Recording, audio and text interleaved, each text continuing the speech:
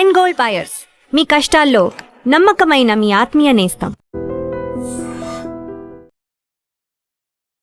గురుగారు, ఆంజనేయ స్వామిని బ్రహ్మచారి అంటారు, కొంతమంది ఏమో ఆంజనేయ స్వామికి వివాహం అయింది అంటూ ఉంటారు. దీని గురించి చెప్పండి. స్వామివారికి సంబంధించి ఆంజనేయ స్వామి వారి యొక్క గురువు గారు సూర్యనారాయణ స్వామి. ఆయన దగ్గర విద్యాభ్యాసం అంతా అయిన తర్వాత స్వామివారు ఉత్తర విద్యల కోసం, అంటే పూర్వ విద్యలు ఉత్తర విద్యలు ఉంటాయి.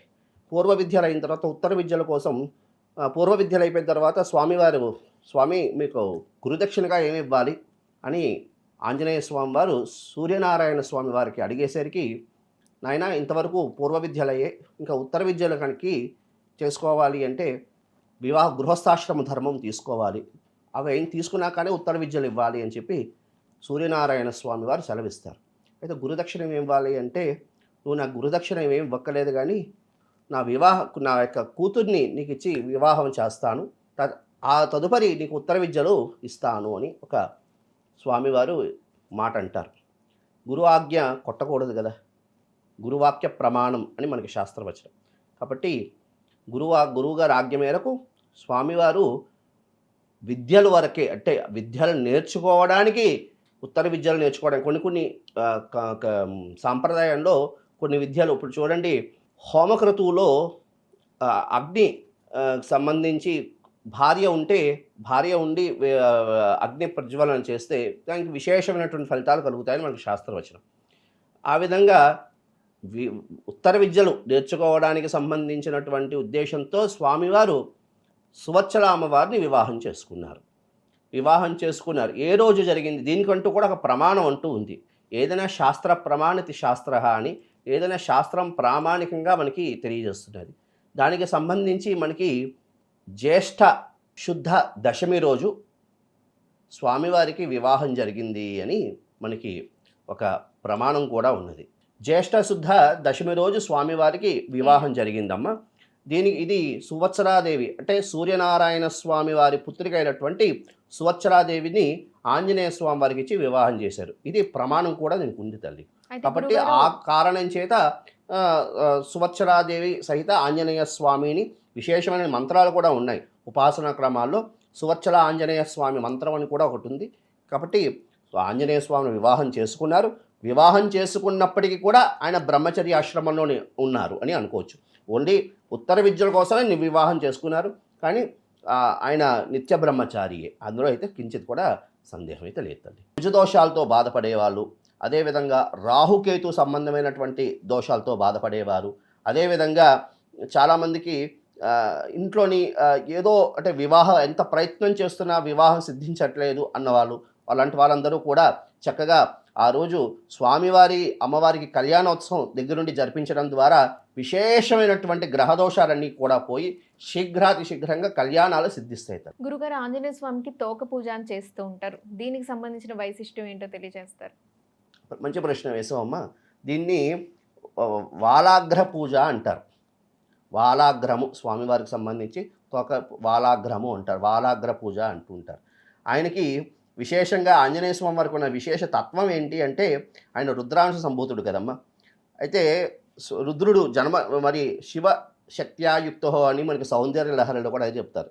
అమ్మవారు అయ్యవారు ఎక్కడా కూడా వేరేగా ఉండరు. కాబట్టి అక్కడ విశేషం ఏమిటి అంటే, ఇంకా శివుడు అంటే ఇంకా ఆంజనేయ స్వామి వారి అవతారం తీసుకునేటప్పుడు పార్వతి అమ్మవారు అడుగుతుందిట, ఏమంటని పరమేశ్వరుడికి, స్వామి నేను కూడా మీతో వస్తాను మరి అని అంటే స్వామివారు చెప్తారట, నేను ఈ అవతారంలో బ్రహ్మచర్య ఆశ్రమంలోనే ఎక్కువ ఉంటాను, మరి ఎట్లా అని అన్నప్పుడు మరి అమ్మవారు అంటుంది, నేను మిమ్మల్ని విడిచిపెట్టి ఇంతవరకు ఎక్కడా ఉండలేదు కదా స్వామి అంటే, అయితే నువ్వు నా వెనకాల తోకలా నా వెనకాల రానంటారట.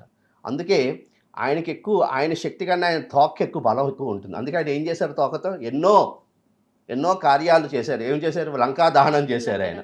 అదేవిధంగా వాలాగ్ర పూజ అని కూడా ఉంటుంది తల్లి. దీనికి సంబంధించి అంటే చాలామంది ఒక మండలం దినం, దీనికి ఒక విధానం ఉంది.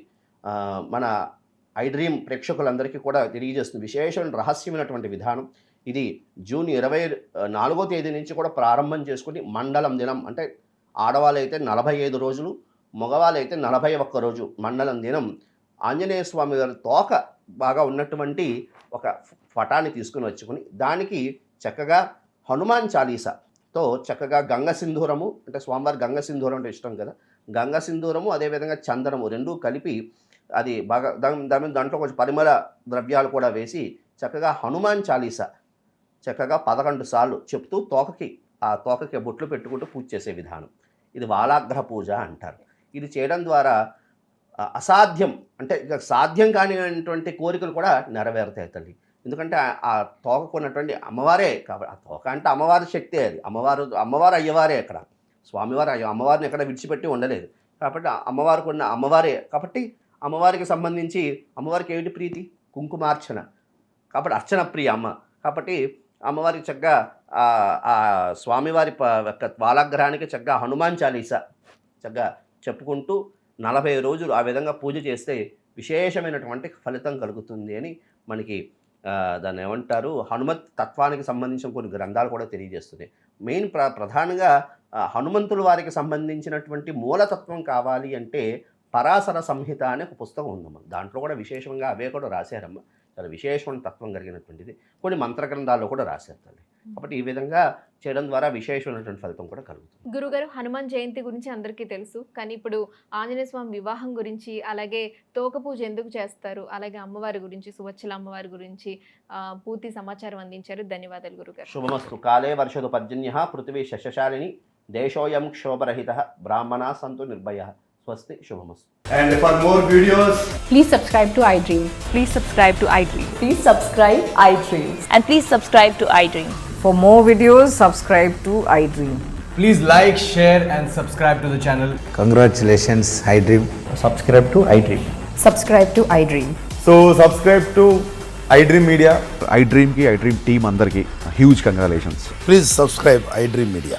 Please subscribe to iDream. Subscribe iDream. Please subscribe to iDream. iDream అంటే నా కళల ఛానల్ను సబ్స్క్రైబ్ చేసుకున్న నోరు తిరుగుతలేదు, మీరైతే గంట గుర్తు కొట్టండి. For more such videos, please subscribe to iDream. Subscribe to iDream. Please subscribe to iDream. Please subscribe iDream Media. Please do subscribe to iDream. Please subscribe to iDream Media. For best entertainment and information, please subscribe iDream. And don't forget to subscribe to iDream. And for more videos, Please subscribe to iDream channel. Subscribe to iDream Media. Please subscribe to iDream. Please subscribe to iDream. Please subscribe iDream. And please subscribe to iDream. For more videos, subscribe to iDream. please like, share and subscribe to the channel. Congratulations, iDream. Subscribe to iDream. Subscribe to iDream. So subscribe to iDream Media. iDream ki iDream team andarki huge congratulations. Please subscribe iDream Media. Please subscribe to iDream. Subscribe iDream. Please subscribe to iDream. iDream అంటే నా కళల ఛానల్ను subscribe చేసుకున్న నోరు తిరుగుతలేదు, మీరైతే గంట గుర్తు కొట్టండి. For more such videos, please subscribe to iDream.